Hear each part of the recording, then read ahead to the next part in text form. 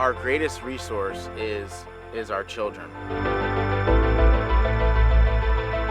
You know, our mission has been to spark a passion for service in the kids that we serve. Around here, it's not, everybody was getting in drama and stuff. Like, So What Else opened up the recreation center for the kids to come and get away from the drama, get away from all the stress at home, come and like play with their friends, and we always got food, and some people didn't have food at home. So What Else means becoming the impetus for change, connecting those who have stuff to give with those that need it. I started this program when I was 11 years old. It started just coming to camp every day, doing regular exercising programs. They taught us the 10 pillars. Meeting kids where they are takes so much effort and work to really be committed to youth development. Coming here was like a second home to some people. Some people don't have all these resources at their houses, and So What Else opened up that for me and a lot of my friends. We're responding to the needs that come up. They made sure our homework was good. They made sure we was fed. They made sure that we were good, even mentally and physically. Even if we were sad, they were always here to talk to us. You have to be willing to love your neighbor and take this beautiful gift of life and share that. Every day we have to go out and clean up the community or plant a garden. And now I'm 17 and I'm teaching other kids the 10 pillars, and I'm teaching them like the importance of cleaning up your community and making sure your community is safe, because it is your community. And that's what So What Else taught me, because no one else is going to take care of your community but you.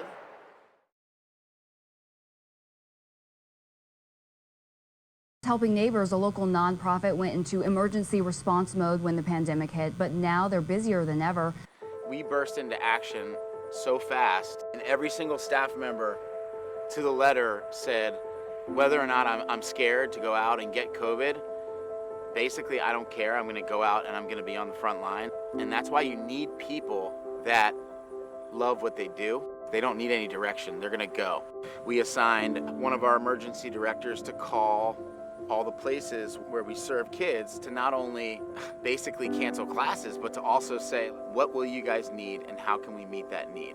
And luckily we got some uniform responses from all of our 3,568 kids and the 50 to 85 communities that we have, which was, basic needs: food, water, diapers, clothes, books. When we realized that food resources and access to food was going to become even harder during this time, we reached out to my friend and partner, Food Rescue Baltimore, Matt Burke. It just so happened that on the same day, at the same time, my friend Chris Dipnerine of For My City reached out because he had an excess supply of food. I was like, hey man, I got like 2 truckloads of food to bring to you. And he's like, well, our space is full, but you can reach out to So What Else and Christine. And he had food. And I was like, oh my God, awesome. Okay, come here, please. And that's kind of how that relationship started.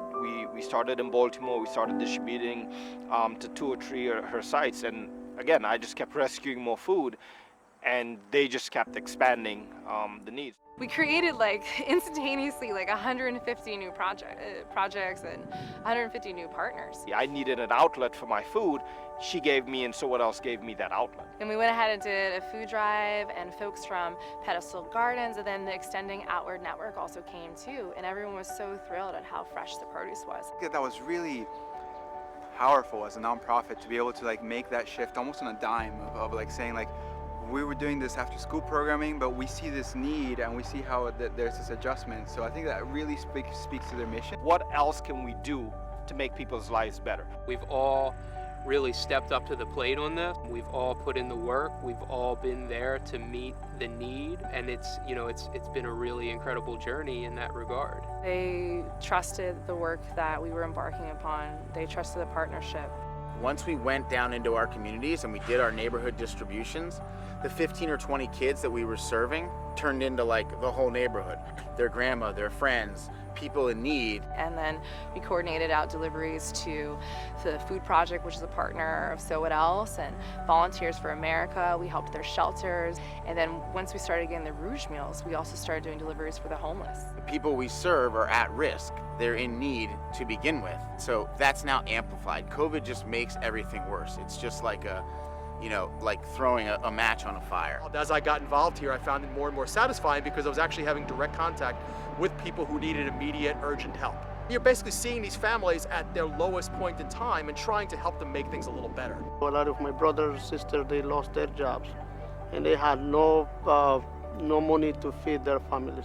First time we post on my church page, more than 1,400 people came up to my house. We were so happy because all those little kids with a bag of food, we've been helping 10, 15,000 people, so we want to thank you so what else. It's so inspiring to see these folks be dedicated to the greater good and then actualizing, living it, doing it. When you think about volunteers and volunteers coordination, that's So What Else. When you think about my site distribution and stuff here, that's So What Else helping me with that, right? And then you think about on our site today, we have over 30 different organizations that's picking up food and taking food out, including So What Else, right? Last month for my city, also in collaboration with Food Rescue Baltimore and So What Else, put out 8.5 million pounds of food. That's just in 1 month. So What Else have provided meals and fruits and vegetables to the people in my community. And some people may see, oh, that's just like a little bit, but no, that's a lot coming from a community that doesn't have a lot. Seeing all these folks come together from different groups and organizations, from different churches, from anything, everything, just saying this is our common theme, our common issues that we need to be fed, we want to have joy and prosperity. In my 11 years doing nonprofit work, I've never seen a better response from the general public. We have gotten so much bigger since the COVID because of the fact that a lot of people don't have what we need. So you're bringing more than just food and day-to-day sustenance. You're bringing entertainment, you're bringing joy, you're bringing learning, you're bringing clothing to them.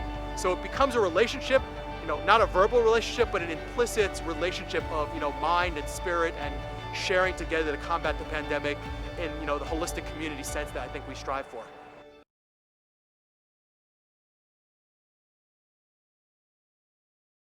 We've had an incredible year in 2019 working with 3,568 students across DC and Baltimore. And so those kids have been the lifeblood of So What Else, and they're the future of So What Else. And we had a pretty tremendous, virtual summer. We were able to do 76 classes per week. We're not just a food organization. Youth empowerment is still a huge part of our mission. We want to reconnect them with not only us, but their peers, have them have an outlet to get outside, to kick a ball around, to paint. Yeah, I'm worried that if we don't continue these youth programmings and outreach, that these kids are going to get lost. COVID-19 brings a new normal. Some of the children, some of the youth have been stuck in the house for 26 weeks. They need this because a lot of everybody was going into drama, and when we don't have something structured and something for people to take their mind off of their home and just get away from, a lot of people go to a sad place. We think about hunger, insecurity. We think about loneliness. We think about trauma, mental, physical, verbal. Before the pandemic even happened, they were high risk. These youth didn't have access to food.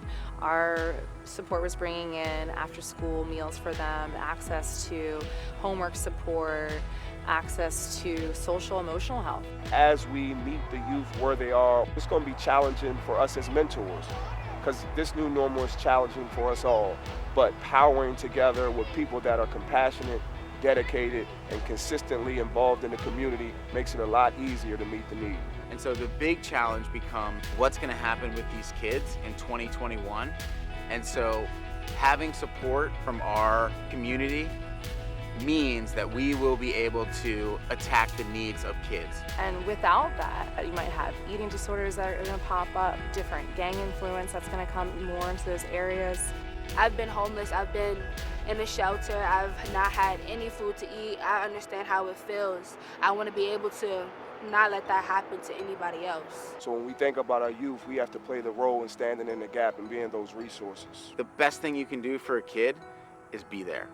Being those people that they can confide in, trust, depend on, get them back into the light, into the new normal. By taking action in our community and serving people food, we're serving the same communities where we help these kids. And we're not able to do the classes right now to the full extent that we have been, but we're still there with the kids. We're giving them food. They're delivering food to their neighbors.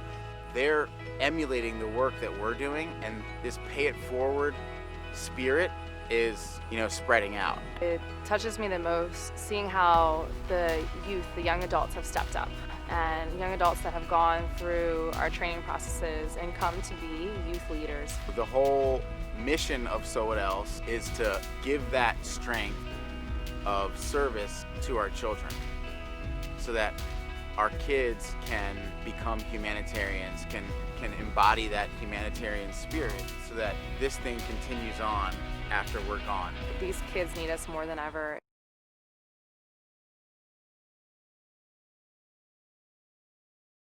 Before the program started back, this community was very trashed. It was trash everywhere. And now that the community is back, they see the difference between before the camp started and after camp started. One of the 10 pillars that we teach them daily basis is leave no trace. Is when you pick up the trash where you see it, you don't throw the trash on the floor. If you see somebody else throw the trash, you pick it up or you tell them, you can't do that. I feel so blessed for them to have an opportunity to give back and for them to have that mission and in their heart that they're the ones serving their community, that they have that power, because so often all those resources aren't in their hands. They don't have the ability to create the change. In some ways, the pandemic has allowed people to see who we are. The resources are truly funneled into something greater than what those resources are. It's in their name. You're like, so what else can we do to help you, and so they take those resources and then they are able to channel them towards the organizations that need them most through catching the things and the people that fall through the net, essentially. Joining the So What Else family and the So What Else community is a way to do good. My greatest hope for 2021 is that we can continue to have the resources that we need to meet the demands of emergency response and youth development. It's tough. Right now, parents are losing their jobs more than ever, and they were already struggling before this. They're living in housing assistance on a full-time job, and they're all struggling. Where's the food coming from? Where's the meals coming from? This is a platform to do good. This is a platform to serve. If we all work together, what we're doing right here can be expanded greatly. Our kids can embody that humanitarian spirit so that this thing continues on after we're gone. You think about 8.1 million pounds of food. We distributed more food than the Maryland Food Bank, who is funding over $20 million a year. This is something that our community, Montgomery County, Rockville, Baltimore, that we can be proud of. To see them step up and take on this work is really serves as an affirmation of the work that we've been doing. And seeing how everybody has come together to support the mission and help this initiative grow, that inspires me to continue going. It gives me a lot of hope and a lot of pride to be working with them. We went from distributing probably 200 pounds a day to now distributing over 170,000 pounds of food a day. For us, the future right now is very bright. What began as some grassroots efforts has really expanded into what I think is likely one of the major food distribution operations in the country right now. We've shown people that we can distribute food to an effective level just by collaborations with little funding. Now you think what we can do with greater funding. So we did 8.1 million pounds of food with a 78K spend last month. So what if we had more money to distribute food? The sky's the limit.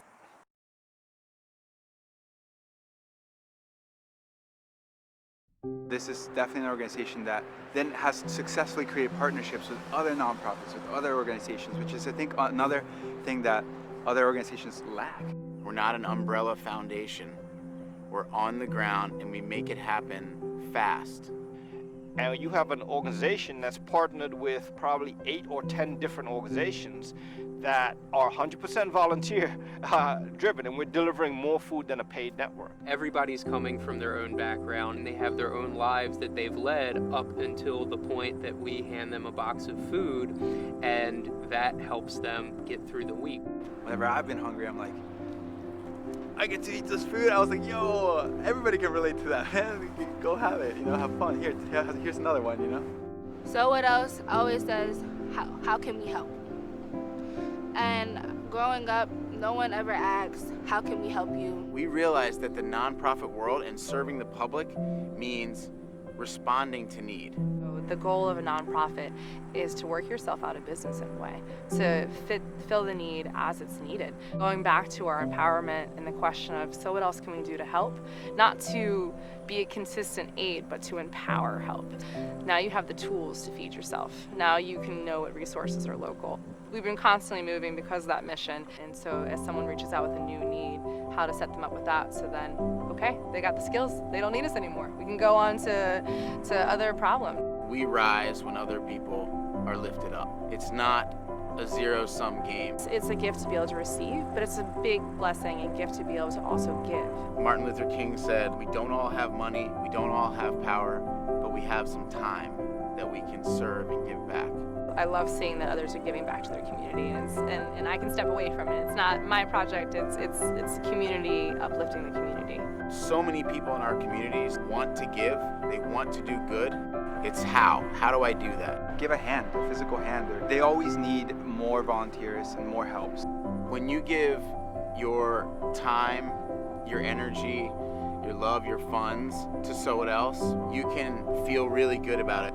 We meet kids, we meet communities, we meet families on the ground. We're just on the ground connecting those dots. The one thing I've learned from So What Else, growing up from being 11 years old to being 17 years old, is always make sure that everyone else around you is good.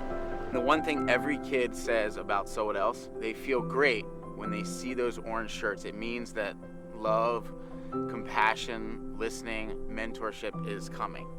When you start a charity, a nonprofit, it's very clearly to serve the public. That is our job. We're gonna keep doing that.